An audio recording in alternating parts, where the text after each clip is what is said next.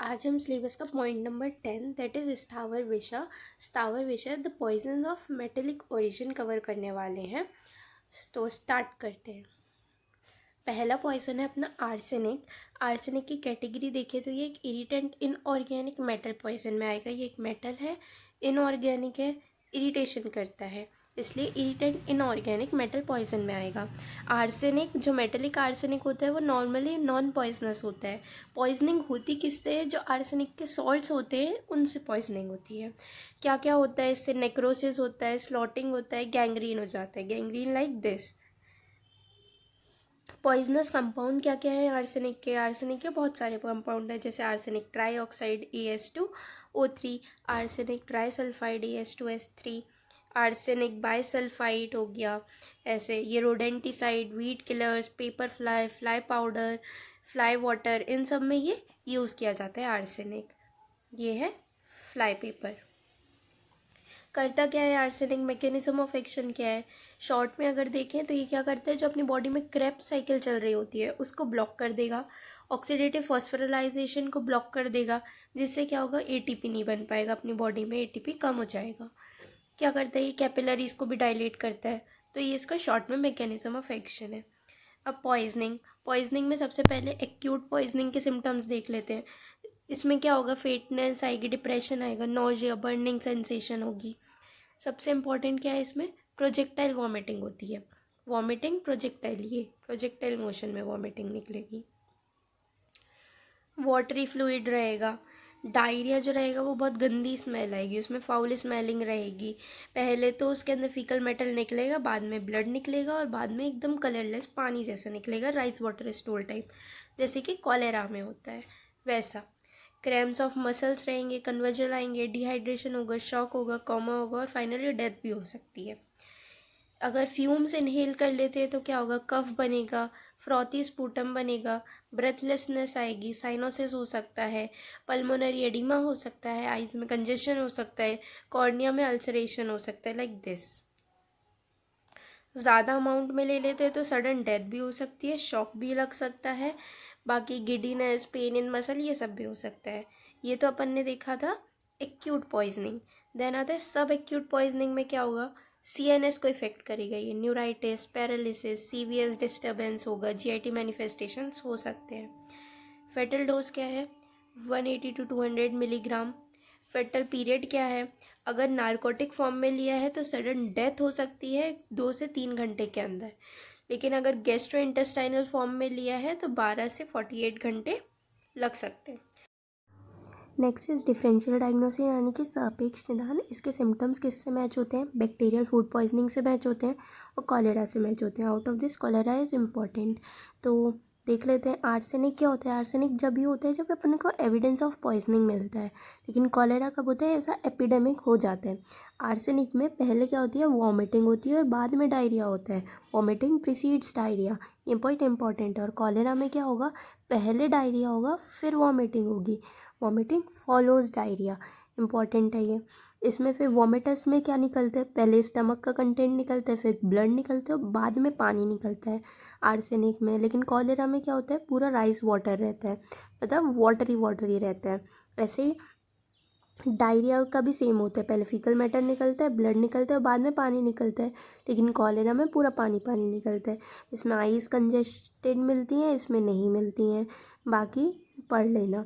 बाकी इसमें chemical analysis से अपने को पता चल जाता है कि आर्सेनिक है। इधर बैक्टीरियोलॉजिकल एग्जामिनेशन करना पड़ता है कॉलेरा के लिए।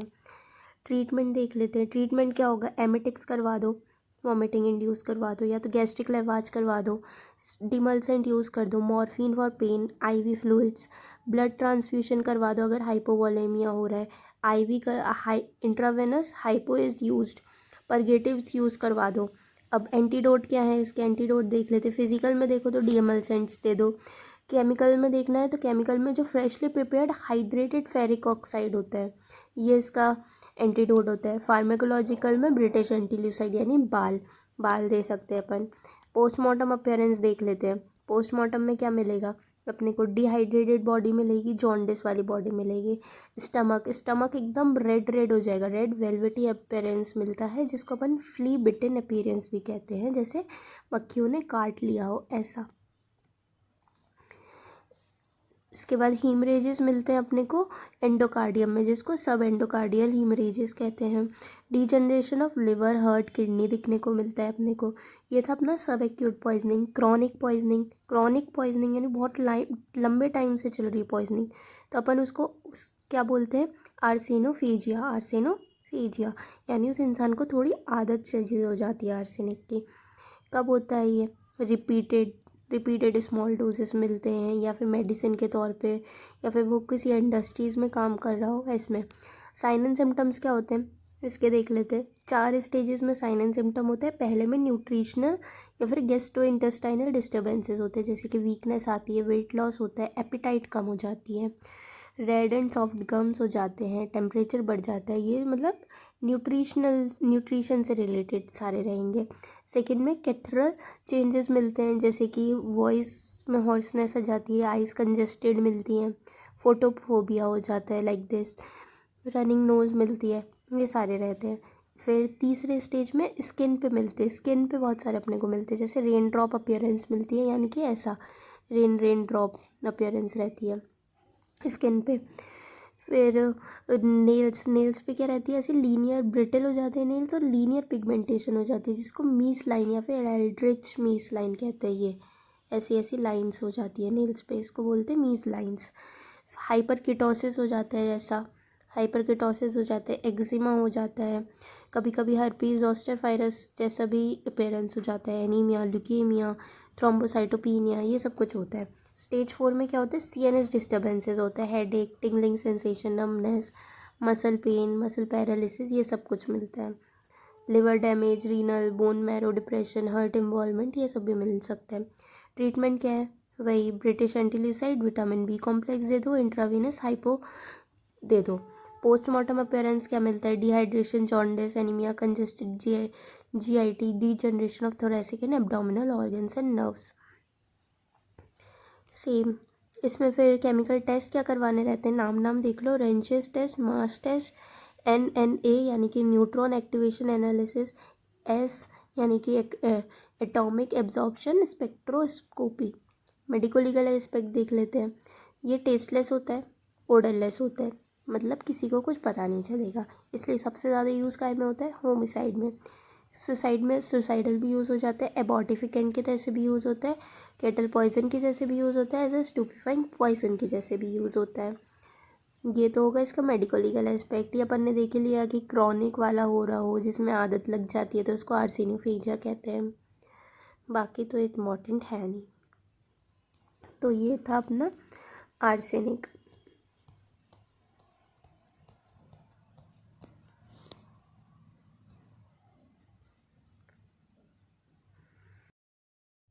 Next is mercury. मरकरी को क्विक सिल्वर भी कहते हैं। इसकी कैटेगरी है irritant inorganic metal poison. इसके फिजिकल कैरेक्टरिस्टिक्स देखें तो ये एक वॉलेटाइल लिक्विड मेटल है। ये एक ऐसा मेटल है जो रूम टेम्परेचर पे भी लिक्विड रहता है।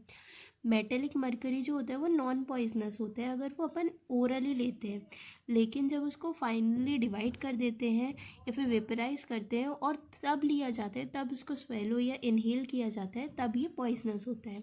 इसके कुछ पॉइजनस कंपाउंड जैसे कि मर्क्यूरिक क्लोराइड या फिर मर्क्यूरस क्लोराइड, जिसको रस कर्पूर कहते हैं, मर्क्यूरिक ऑक्साइड सिपीचंद जैसे कहते हैं, ऐसे ही मर्क्यूरिक सल्फाइड, सिनेबार, मर्क्यूरिक फ्लूमेट, ये सारे इसके पॉइजनस कंपाउंड है। ये एक्ट कैसे करता है, ये जो सेलुलर एंजाइमेटिक मैकेनिज्म है उसको कम कर देता है, उसको डिप्रेस कर देता है। साथ में ये बॉडी टिश्यू के अंदर डिपॉजिट हो जाता है, जैसे कि किडनी, लिवर, इन सब में जाके ये डिपॉजिट हो जाता है। ये एक नेफ्रोटॉक्सिक पॉइजन है। नेफ्रोटॉक्सिक यानी कि रीनल पे, किडनी पे काम करता है, किडनी के लिए टॉक्सिक होता है, ये नेफ्रोटॉक्सिक पॉइजन होता है ये। अब इसकी पॉइजनिंग के साइन एंड सिम्टम्स देख लेते हैं। अगर एक्यूट पॉइजनिंग हो रही है तो क्या होगा, मेटेलिक टेस्ट आएगा, blood stained diarrhoea and vomiting होगी, उसको वॉमिटिंग जो होगी उसमें ब्लड रहेगा। इसके साइन एंड सिम्टम्स देखें तो मेटेलिक टेस्ट आएगा, बर्निंग सेंसेशन होगी जीआईटी में, जो फीलिंग रहेगी ऐसे जैसे कि माउथ और जीआईटी कॉन्स्ट्रिक्ट हो गया हो। ओरल कैविटी भी कोरोडेड रहेगी, फाउल ब्रेथ आएगी, टीथ भी लूज हो जाएंगे, नेफ्रोटॉक्सिसिटी तो पड़ा ही है। अगर वेपर्स इनहेल किया है तो क्या होगा, सलाइवेशन होगा, स्टोमेटाइटिस होगा, वॉमिटिंग होगी, डायरिया होगा, कफ और डिस्निया हो सकता है, कॉलनियर अल्सरेशन जैसे कि ये, इसमें अल्सरेशन हो सकते हैं और नेफ्रोटॉक्सिसिटी तो रहेगी ही। फेटल डोज कितना है, ये 1 ग्राम है ऑफ अ कोरोसिव सप्लीमेंट, यानी कि मर्क्यूरी क्लोराइड का है 1 ग्राम। फेटल पीरियड कितना है, फ्यू आवर से लेकर 3 से 5 दिन इसका फेटल पीरियड है। ट्रीटमेंट क्या, एमेटिक्स करवा दो, गैस्ट्रिक लेवाज करवा दो, आईवी फ्लूइड चढ़ा दो, पेरिटोनियल या फिर हीमोडायलिसिस करवा दो। एंटीडोट क्या है, फिजिकल में तो डिमलसेंट दे दो या चारकोल दे दो। केमिकल कौन सा है इसका, सोडियम फॉर्मल्डिहाइड सल्फॉक्सिलेट, ये इसका केमिकल एंटीडोट है विथ सोडियम बाइकार्बोनेट। फार्माकोलॉजिकल क्या है, बाल ब्रिटिश एंटील्यूसाइड, पेनिसिलामाइन, ये भी इसका एंटीडोट है। पोस्टमार्टम अपीयरेंस क्या मिलेगा, जो टंग एंड माउथ रहेगा उस पर ग्रेइश वाइटिश कोटिंग रहेगी कुछ इस तरीके से इसकी ग्रेइश वाइटिंग कोटिंग रहेगी। इसोफेगस और स्टमक भी कोरोडेड रहेगा। Soft areas of blood oozing and colour is greyish white और ब्लैक।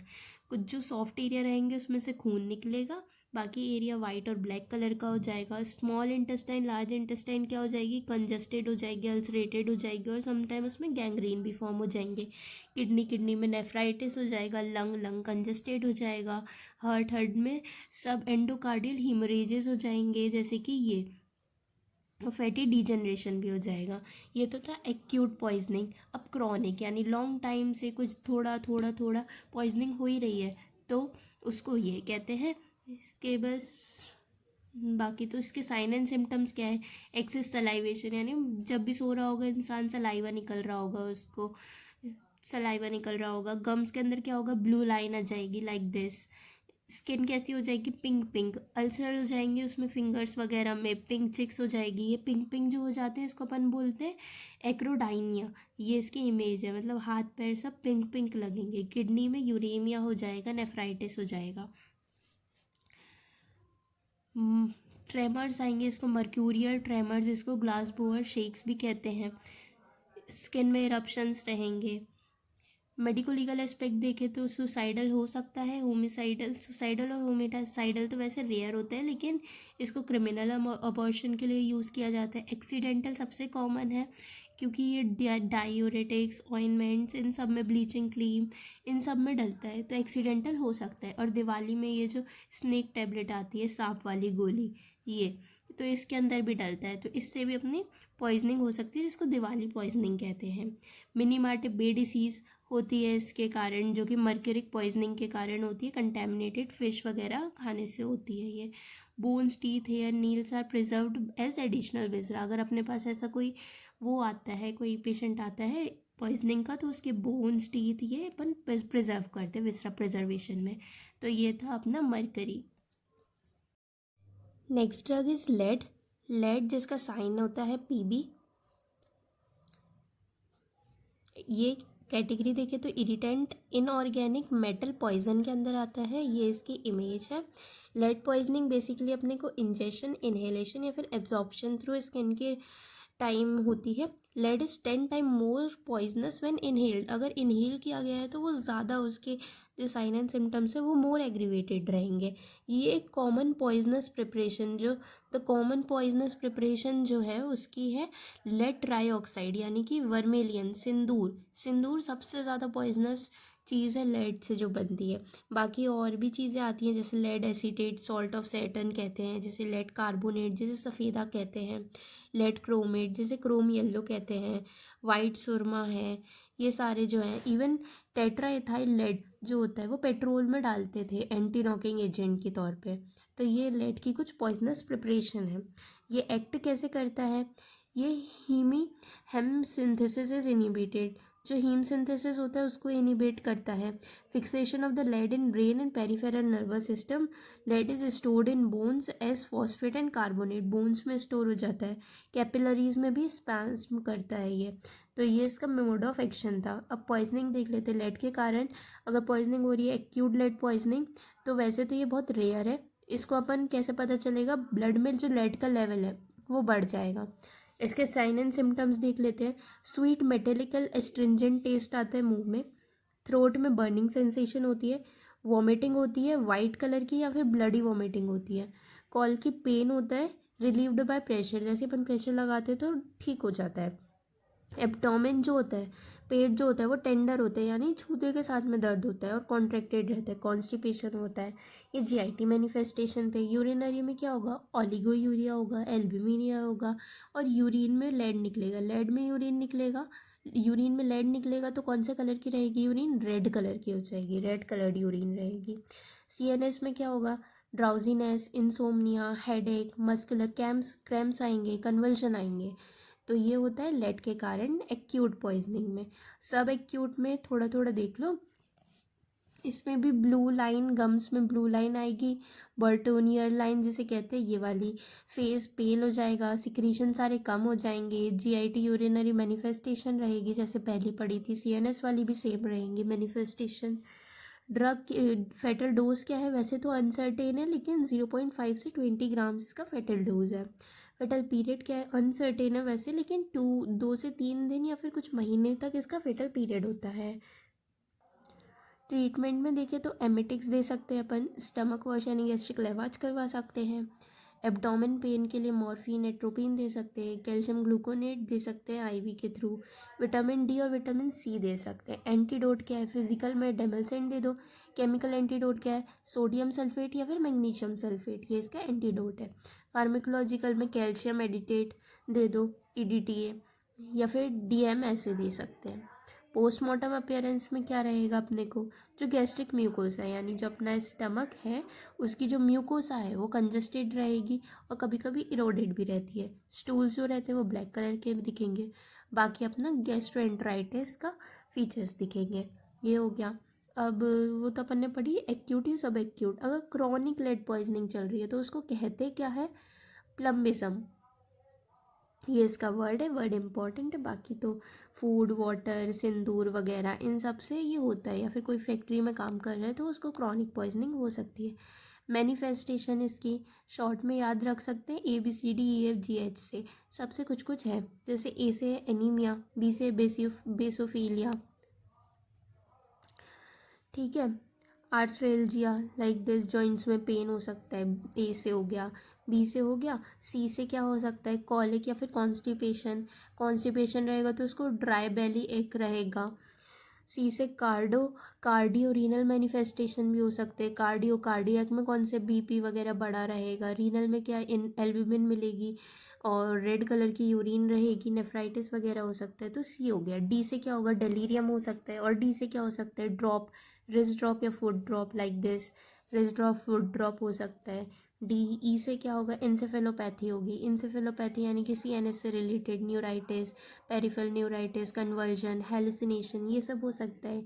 और ई से क्या हो सकता है, आई में क्या रहेगा, रेटिनल स्ट्रिपलिंग हो सकती है, ऑप्टिक एट्रोपी हो सकती है लाइक दिस।